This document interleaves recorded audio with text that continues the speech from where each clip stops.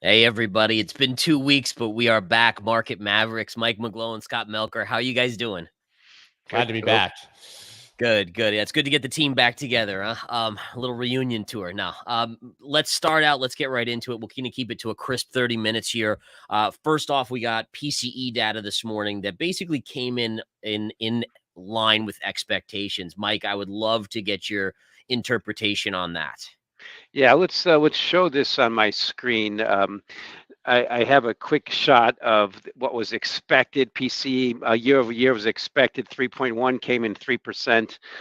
Core was expected 3.5, came in 3.5%. The bottom line is numbers are coming a little bit weaker than expected in terms of inflation. And what do you think happens in recessions? Inflation goes down, and oftentimes, remember inflation analysts were way behind the big spike in inflation to the peak, and now they're a little bit behind the falling deflation, or I said disinflation, which is deflation in terms of PPI. PPI is negative 4/10. So to me, this is the whole tilt towards pretty significant recession, way early days, and the market is just in that phase. Oh, it's great because the Fed's going to ease, but they're going to find out the hard way the Fed's not going to ease with the ease they have in the past because of lessons of inflation. So if inflation numbers were slightly less than expected, meaning slightly lower, what's your take on the market? Is it that the market's just so overbought right now that the stock market's kind of neutral? Well, I think the S&P just went green, but we didn't get a rally like many people would have said, or expected. And what's your take on that? Well, it's a lesson I learned from farmers that Scott's heard me say this: when the bulls get turkey for Thanksgiving, bears get it for Christmas. And I think that is the big. I knew that would bring out a smile, but you smile easily though. It's it's kind of silly, but it makes sense in this sense as we have this global recessionary tilt, and there's still hopium from the equity market that, oh, the Fed's going to ease and save everybody. I'm a commodity guy, and I see nothing but recession. I mean, gold's up to almost new highs. Energy prices are going down. Industrial metals prices are going down. Grains are going down, bond yields are going down, the curve's inverted. And what's the Fed and all the central banks doing? Well, it was just a few months ago, they were hiking. Typically at this stage, to expect a bottom and a recovery, you have to have a couple of years, or at least a year after easing. We're not even there yet. So this to me is where we're getting towards the end of the year, and we'll see how it does. But typically, risk assets do well into Christmas rallies, but they already have. And I like to tilt back. What we've been focusing on is TLT, bonds. TLT this month is up 11%, so it's beating the S&P 500 on a one-year basis to today. The gold is beating the S&P 500. It's up about 16%. The S&P 500 is up 15%. No one would have really thought that, but that's kind of what happens in recessions. And the key tilt is for next year's the way I like to say it is I just published my commodity outlook, and now everything's commodities are deflating. And the way I like to see it is they basically are dependent on that rising tide for the stock market to just stabilize. So that means the risk for me as we tilt towards next year is that TLT will be one of the best performers if we have just a little bit of a slight decline in the stock market, which means deflationary dominoes kicking in. So you said the magic word TLT, and every time we say TLT, I have to take a drink. So, Scott, how's your TLT doing? You down with TLT? Yeah, you know me, right? I mean, I think that pretty happy. Obviously, you and I kind of started buying around 84, 85. I know you were sort of day trading it, and I said, listen, I'm establishing a long position here. My TLT view, much like Mike's, is that if we get a recession, which I do anticipate will come, how deep that goes, I don't know. TLT is going to blast off. We were irrationally low, had massive selling, bullish divergence with RSI being oversold, all the things that I like to buy something. My cost basis around 84, 85, obviously trading here 91.51. It is at resistance if you're a charting guy for TLT, but really my view here is much longer. I almost view this as a hedge, right? I'm not selling off my equity portfolio that I've been investing in for all these years. It'll go down if there's a recession. So you got to be long something that's going to help you in that situation, right? So it's even less about making money necessarily in the short term on TLT than making sure I don't lose too much if what we think happens does. Yeah, and I think what you're pointing out too, and I'm a technical guy, obviously, and just showing that chart, and you showed this trend line too. It's kind of beautiful in that today we're getting a pullback in TLT. And if you look at that chart, you had that pivot low, which connects to this pivot low. And yesterday we hit resistance. So the chart was dictating a pullback on TLT. We're getting that. My question to you guys would be like, all right, so the more I'm hearing out there, there's this kind of hopium out there that's building that rates are going back to, basically zero or close to. What's the new normal? Like, where does when all is said and done and we get through, let's say, the next 12 months, where are rates? Do you guys have like an idea? Yeah, well, I can let me address that one directly. You can see it on my screen. This is the outlook from Fed Funds futures. Rates right now are flat. We've showed this one before. Showing 5.33%, expected by January of next year to drop to 4%. That's pretty significant. I'm sorry, by December of 2024 to drop to 4.2%. So that's a pretty significant drop. The market's expecting that. Okay, it's already priced in. Our bias is that's probably not going to happen, because why should the Fed do anything? And particularly because their inflation metrics are still well above those highs. But I want to tilt over to just a few screens that's going to relate to what we were talking about earlier. So the market's expecting the rate hikes. We were talking about TLT. Let's just look about and TLT and gold, GLD. I want to point that out a little bit. This is just look at gold versus the S&P 500. It's been S&P 500 has been kind of bouncing since this low versus gold, but gold versus S&P 500 is about flat, and leading indicators are showing that gold should way outperform the S&P 500. This should tilt up, but I want to show you something related to TLT. If you take GLD, the biggest commodity ETF on the planet, divide by TLT, you get this nice upward trending rally. But I think what's going to happen next year is if we get a recession, GLD and TLT will both be best performers, but TLT might beat gold. And this is what's happened in the past. We're so far stretched. And one thing also showing this chart is this is 10-year yields. If these 10-year yields, they spiked around that time 5%, this is 30-year yield. If it just drops a little bit, which I think it will, that's a major outperformance thing for TLT. So market's already priced for that. So the key thing. Sorry, for TLT to outperform, you're basically saying rates are going to continue to drop, right? I mean, so are you thinking we're going to actually have deflation potentially?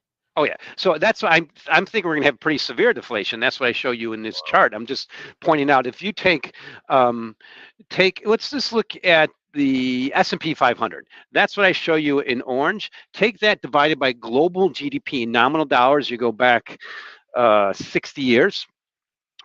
We're in terms of how expensive the U.S. stock market is. It's basically at the same level as when it peaked in 2000 relative to GDP. So that's kind of the Warren Buffett model. So to me, what's going to happen is this is just a normal little reversion, and that means deflation. And I show you in terms of commodities, a good leading indicator for deflation. We had a bounce this year. This is commodities versus the same measure versus global GDP. I'm showing this because I'm sure most of you users have never seen it. What is that tilt here? It's been trending down since the peak in 2008. It looks like we just had a bounce and heading back lower. What stops that normal trajectory for deflationary forces? Particularly, to me, the number one key is going to be if the stock market just says, we can't hold up all the boats, we have to drop a little bit. That tilts everything downward. Interesting. So, Scott, are you on that same page that we're headed for deflation? Like I've honestly, and I'll just say my opinion real quick, is I've been kind of stuck on this mantra that inflation is going to obviously come down, but it's going to struggle to get back in the box, right? Like Pandora's box was opened, and once it got above 2, because one of the things I'm thinking too is if the economy gets bad and we see deflation, won't the Fed just come out and print to oblivion again, and which will then cause inflation again? Or am I wrong on this? Oh, we can't hear you, Scott. I would go to Mike on that one as well, to be quite honest. I mean, I'm somewhere in the middle, I think. It's hard for me to make a wild prediction here as to which way it's going to go, because I think everybody's effectively been wrong. I mean, Mike shows those Fed Fund futures predictions. Those are great, but when was the last time that Fed Funds future predictions were correct? I mean, 7 or 8 months ago, we were supposed to already be 3 cuts into this cycle right now if you were following that same exact chart. So I really, I don't think that I can outsmart it. I just know that whatever the consensus is has been consistently wrong, and like exceptionally and horribly wrong. I think this is a classic case of market cycles and human nature, and people haven't figured out yet. Human nature never changed. And what's happened is we had a 4-decade high in inflation, most notably because of the excess liquidity that we provided. And I would say central banks, the government, everything. That lesson has been learned. It will resonate for the rest of our lives. And every single time we'll get back to those normal conditions, where it's time for the Fed to start easing, they'll say, oh, we're going to lay low. We're not to ease until we absolutely have to, because the lessons that we learned here. Now, that was something that was working up for decades. I mean, the Fed started easy. I like to show the history of every time the S&P 500 was down 20% or more on a 12-month basis since 1950 or so. The Fed was always easing, with one exception, 1988, because we just had the crash the year before. That's what's changed, and that's what I think the market hasn't figured out yet. And that's when I like to show charts like this. If you just look like this little orange line, that's just how expensive the stock market is relative to global GDP historically. And that's part of the reason we had a lot of inflation. And we did that because we pumped money supply so much. You think the Fed's stupid? No, they get it. This is finally our chance. Now, we do have an election year, but right now, with their metrics at 3-4% core levels and the target at 2%, there's no reason to ease until the market makes them, is the way I see it. Yeah, I think that's the thing where people seem to have some cognitive dissonance about what's going to happen next year. I hear the same people who are saying that, there won't be a recession, everything is great, stocks are going to only continue up, but those same people are saying that the Fed's going to pivot. Why would the Fed pivot if stocks continue to go up? There's literally no reason, which gives you sort of this higher for longer, or just the Fed pausing and waiting for more information. Now, you look at this, I've shared this a million times, but when consensus is a soft landing, that's the black line, the recession always comes right after, right? Now, given there's a lot more media mentions in 2023 of anything than there were in the 1990s, because we have we're inundated with 24/7 media. So we need a log scale and not a linear scale for that black line. But I think it's very clear that consensus soft landing rarely happens. Like consensus, anything rarely happens. So Mike's talked about TLT being a leader next year, gold being a leader. Scott, where does Bitcoin fall into that group? Is it a leader, or is it in the middle, or is it a laggard? I think that Bitcoin is going to do exceptionally well over the coming years. And maybe I'm a victim of my own halving cycle belief and the 4-year cycle. But I think, listen, I think 38,000 here is a very, very natural, we can take a chart, very, very natural place for us to find significant resistance for this market to take a pause. If you take a look over here, last time we were up at these prices, if you were wondering what was happening in May of 2022, well, Luna was about to happen in April and May of 2022. So effectively getting back to 38,000 right now is erasing all the contagion of 2022, the collapse of all of these platforms. If you believe that prices tells the entire story, I don't think we just blast through that right now, right? So I wouldn't be surprised certainly to see us at 40, 42, at kind of the same levels. I see a lot of people calling for 50, 55, 60 right now. That, in my mind, doesn't happen unless we get an outright and very clear ETF approval, I think. But I don't really see a reason for Bitcoin to be making new all-time highs this year, certainly, or through the next year, to the end of 2024, 2025. But my fears of 12,000, 15,000 new lows are pretty much erased at this point. Gotcha. So there was something, and I don't remember which big institution said it, whether it was Morgan Stanley or something else, but one of them came out and said that the ETF approval might actually be something that causes selling in Bitcoin. Is there any truth? Do you guys see any aspect of that? Well, I think it would be one of those up big, then profit taking down, and then wait a few months and see what actually happens fundamentally with the ETF and how much interest there is. We've seen this with a number of things before. I think actually the halving is probably the best example of what might happen when we see an ETF. Obviously you get the halving happens, everybody celebrates, you pop off the streamers and the champagne, then you go, wait, nothing happened. Right. Because nothing fundamentally has happened. Yes, the new supply is going to be cut in half, but it takes 6, 8, 9 months for that to have any effect on the market. And I think, I don't think we just see $20 billion or $50 billion flow into an ETF because it exists the minute that it happens. But I do think that happens over 6 months to a year. And that's when we really start to see this fundamental version. Also, there's the unlock of GBTC that would come with that could put selling pressure on the market. But every single time in the history of crypto that I've heard the holy crap, there's a huge amount of supply of something coming on the market they're all going to sell. It's literally never happened ever in history. I want to add a little bit to that. One thing I'll point out my main concerns about Bitcoin fact is a high beta asset. Bitcoin fact has a high positive beta to, it's a high volatility asset to beta, which is the S&P 500. Typically on downward markets. So let's look at 2022. Bitcoin went down than most risk assets as it went down. This year, Bitcoin's going up with most assets as they've gone up. If I'm right about a typical recession, that means gold and bonds outperform. In the shorter term, it's unlikely to expect Bitcoin to outperform on the way up in that environment. For that beta just to switch positive, switch to flip to negative versus a downward sloping market. It's just the way value at risk and risk models work. And one thing I want to show you in my chart is the thing I'm concerned about is what you see in that orange line. That's the US stock market relative to global GDP. If you take all the rest of the world stocks relative to GDP, this is what you have since 1991. That's how much privilege we have, how much risk, how much asset elevation we have in this country. That's in housing, that's in stocks. And what I also show you is just here is just the energy is already starting to head lower. That's your deflationary bent. This is what I'm worried about. This has already started a little bit. If we continue that, that's deflation.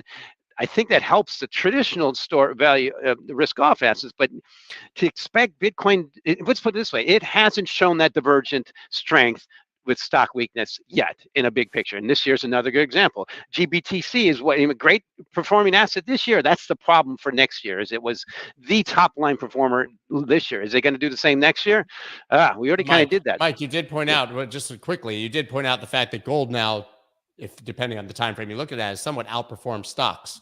Right? Yeah, it is. It's outperforming. So to me, that's that leading bent. Right. So then the question that we always debate on Mondays, of course, becomes, is Bitcoin gold or is Bitcoin stock and a risk asset? But the fact is that if you're looking at the market right now, all of them have gone up. Yeah, exactly. Yeah, except for bonds. But what's starting to go up now? Bond prices. Bonds. Yeah. But it's interesting that bonds are going up, stocks still seemingly going up, gold still going up. It seems like there's something strange afoot. Yeah, we'll see what's going to happen next year.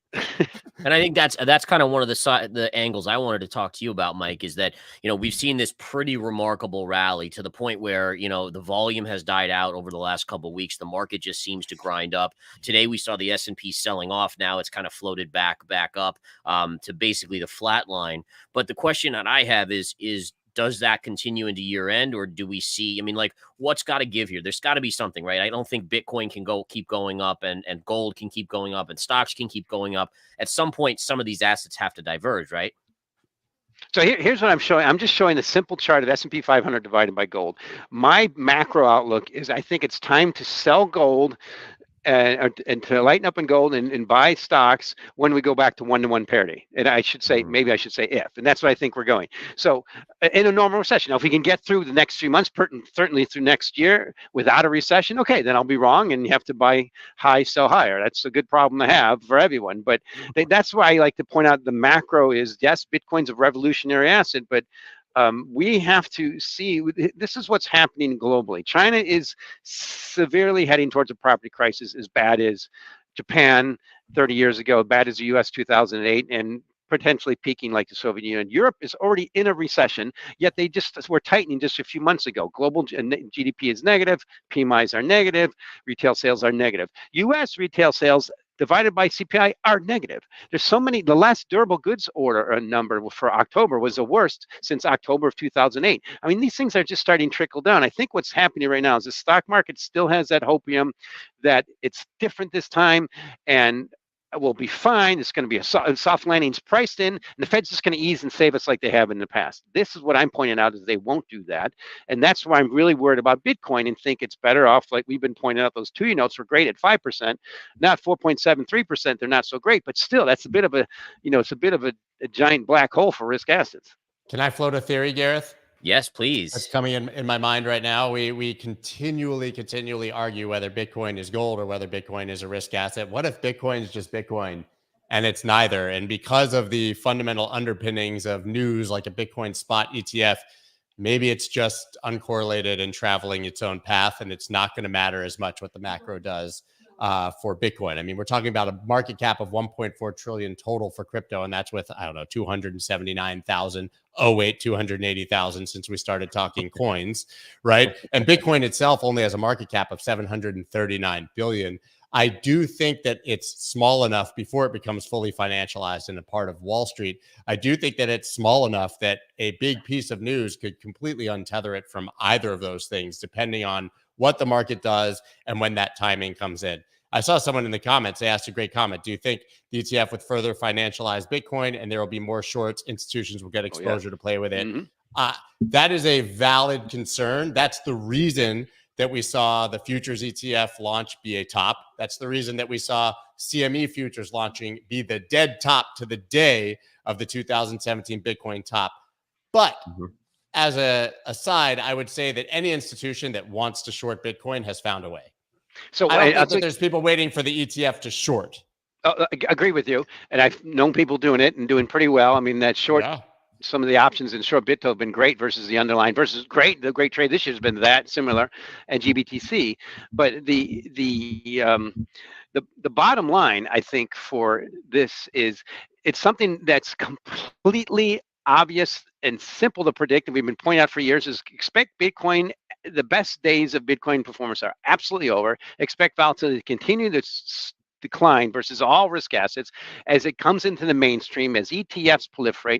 The performance will be much less than it has in the past. It'll be much more of a normal trading asset. But remember, this is going into the mainstream now. It's just welcome. But sorry, that's the one thing I like to point out. People who've done very well in Bitcoin and bought it when everybody else said not to buy it and it's stupid internet money. Now, if you're buying it, because I just see an ad right now, CNBC that says BitTo and CNN. Just I saw GBTC. I mean, it's so mainstream now. It's like, okay, well, great, but I mean, that works for the stock market and Apple and Amazon for a while, but at some point, you're just part of the mainstream now. I think BitTo hit a all-time high in AUM today, by the way, 1.4, 1.5 billion, something like that. And the Canadian ones actually have more AUM even than that, which is spot, but a bit surprising. But you can see that there's definitely a thirst right now for the Bitcoin spot ETF will get approved trade, because that's the only reason people are buying a futures ETF today, right?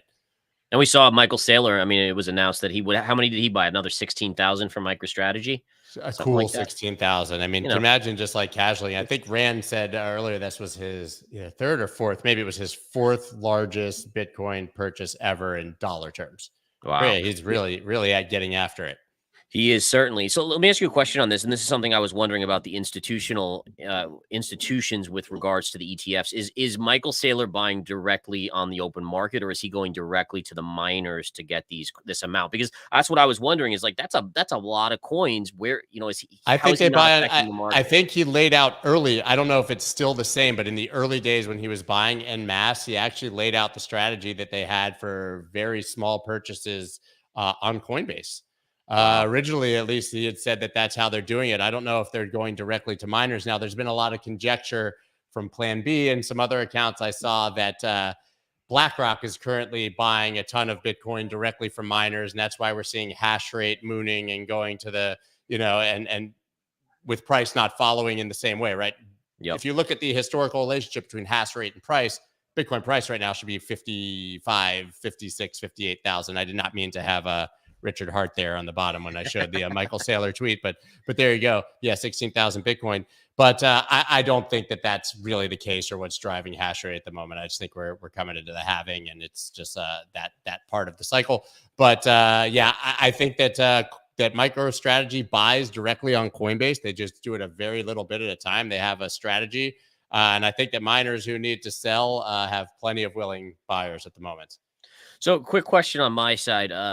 When it comes to the Fed speakers, so this week, one of the things that kind of irked me, and there was something like 10 or 15 Fed speakers this week, and we also have Jerome Powell speaking tomorrow.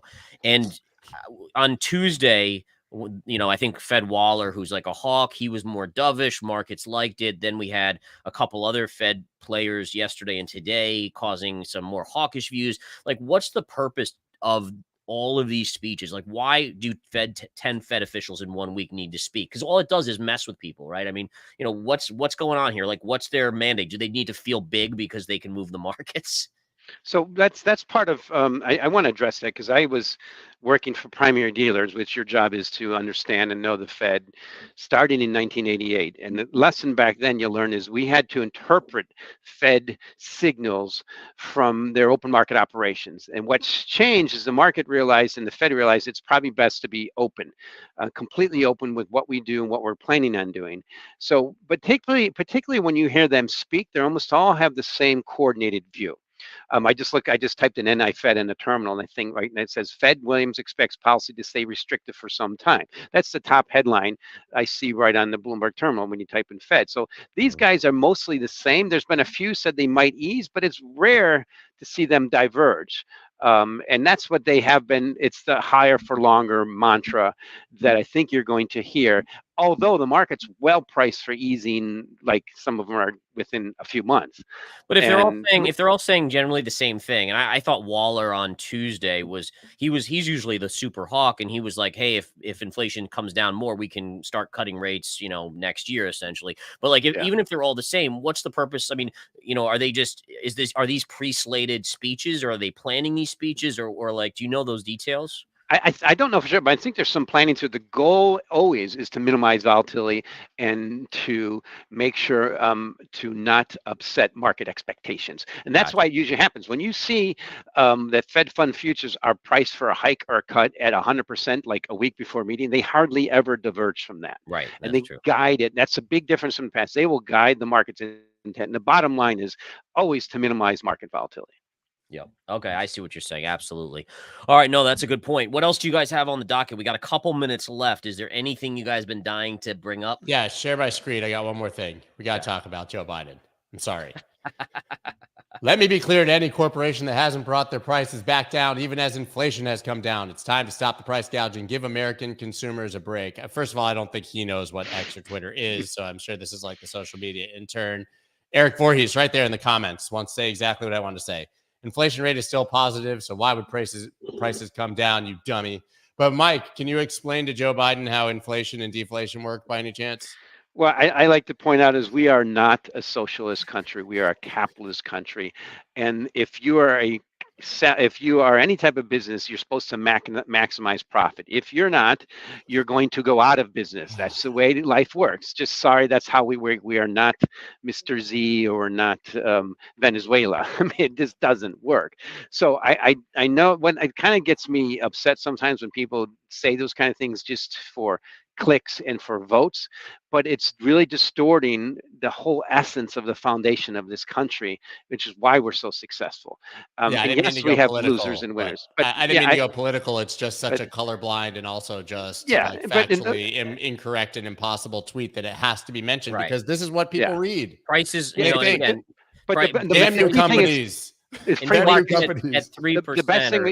The best thing is let free markets do that, and that's what's happening. Inflation, by some measures, is collapsing.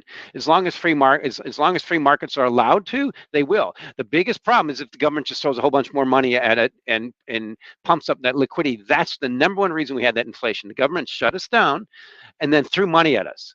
And what was a problem, I guess. But now we're realizing that sugar high is not going to be that easy. We just love to blame corporations, billionaires, capitalism for all of our problems. As if the government had nothing politically to do with it. But just to be clear, Joe, if you have any inflation, prices are going up. They're inflating by definition. Mike, you had something you were going to bring up. I didn't mean to jump in ahead of Mike's last thoughts there. No, but I think that's important for people to recognize. And so, if anything, we can call it out. And I don't think any of us here care if it's a Democrat, Republican, or a bird in the sky. We're going to call it out. And it's important to recognize that it would have to be deflation right now for prices to technically come down. Now, it doesn't mean, by the way, and this is what Mike's getting at, is that, competition is really the best factor that draws prices lower. So as long as there's competition, if companies have room to lower prices, they will. It's just, in realistic terms, inflation is still here and we still have inflation. So that's the what the farmers teach us, the high price cure, which I show you in my chart. I published my 2024 commodity outlook. I'm all macro, and that's what I point out is, to me, the biggest issue for next year when we're having this conversation next year is we'll be talking about deflation. I fully expect, particularly if the stock market doesn't keep that plateau higher. If the stock market just wobbles a little, let's say 10% after rallying 20% this year, that is a severe deflationary force kicking in. And it's just typically normal after the biggest pump in liquidity ever. Now, you're already seeing it in commodities. That's why I'm showing this chart versus GDP. This little thing, just mean reverting, which is well above where it was at the peak in 2000. Remember, we had that pretty good recession into the bottom in 2002. We're right about that level in terms of the elevation, the relative value of the US stock market versus the rest of the world. So to me, that's the big problem. And maybe that's why the Fed is starting to kind of point out we will ease if we have to, because I think they're starting to see some of the data I have, and that is unemployment is our target next year is around 5%, which is a almost significant recession after bottoming at 3.4%. That's Bloomberg economics.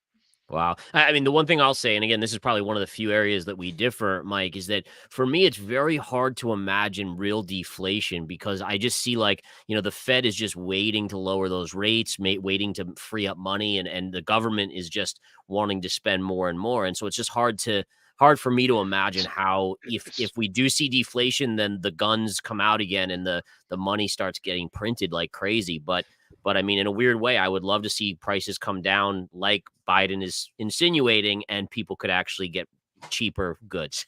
It will. Deflation is the worst. And I mean, it's already happening in China's pretty significantly in deflation at the moment. The government is doing what they can to help, but there's not much more they can do without collapsing their currency. I view it as very similar to the 1930s.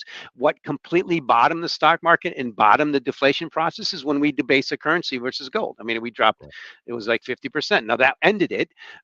But we don't want to get there. The point is the tilt is that way right now. The Fed hasn't started easing. They might, but we're not going to see anywhere near the fiscal and monetary stimulus we saw. And that's the key thing. Remember what happened this year. We've bounced. The wealth effect is still there, but we've created the most significant, we've done it on the most significant jump in debt to GDP outside of recession or war ever. So we're doing it on borrowed money, and it's just almost always the way it goes. The key thing to remember is it's the base. So I'll just give you the example of CPI is based on the owner's equivalent rent is the biggest part of CPI, which is part of from a price of a home. So the price of an average home in this country has doubled in the last 10 years, about that, if you look at the FHFA value. So once you get to that high level, which is what, 500,000 to 600,000, you measure from that level. That's deflation. So let's say we go down to 400,000. So do what we just did from 2006 to 2011. It was deflationary. The key difference is from all times in the past is the lessons of the Fed easing too much and the inflation they created. Gotcha. All right, Scott, what else anything else on your docket here? That's it. I think we covered it all, and we went 3 minutes over. We're very verbose. Because it's that good stuff, man. I think people appreciate it. All right, guys. Make sure to follow each of these gentlemen. You see their socials below. I thank you guys for coming on. I think it's a useful realization and just honest stream. So thank you guys for watching Market Mavericks with us. And thank you, Mike, and thank you, Scott. And we'll look forward to next Thursday. Thank you, man.